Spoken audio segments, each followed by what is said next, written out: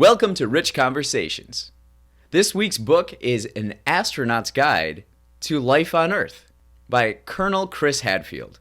This book was lent to me by my friend Grace.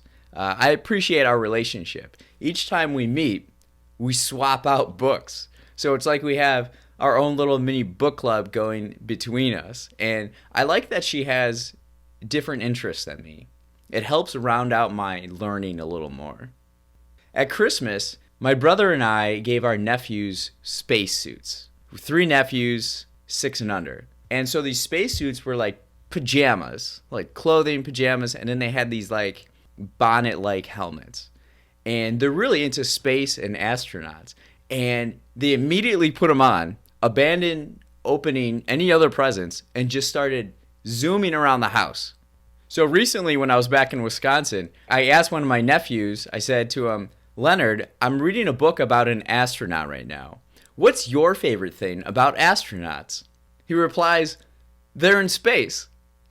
and then he adds, we build our own rocket ships at home. And so it reminded me of how probably all astronauts started, including Colonel Hadfield. As a kid, they have an enormous dream to go to space. Space.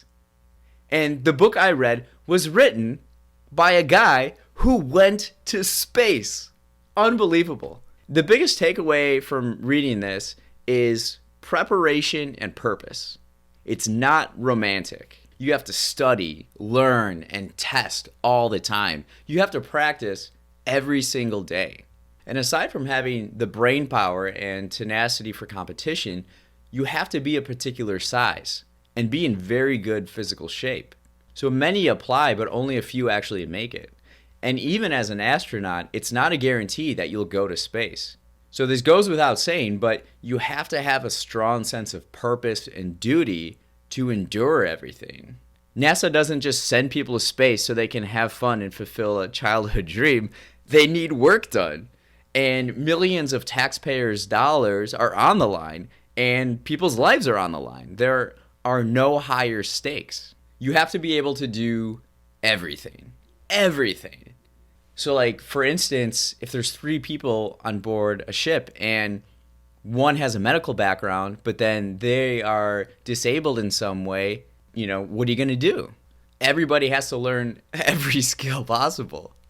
One of the stories that stuck out to me was when Hadfield was doing a spacewalk.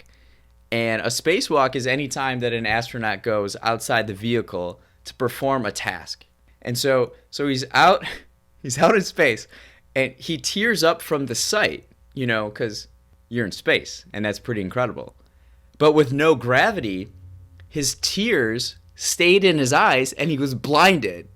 So here's this dude who's literally in space and can't see. And so he's relying on communication all the way from Houston to get him through this. And then after resolving that issue, he has to fix a satellite that will require at least 8 hours of work in space. The stakes are so high. You have to prepare for the worst, but expect the best. Keep calm and work together. And it reminds me of the belief I have that everyone's job is important, and we all got to do it to make the world go round. This was a humbling book, and I really liked it. I'm looking to add more science and technology books to my queue, so if you do have recommendations, please let me know. Otherwise, have a fantastic week.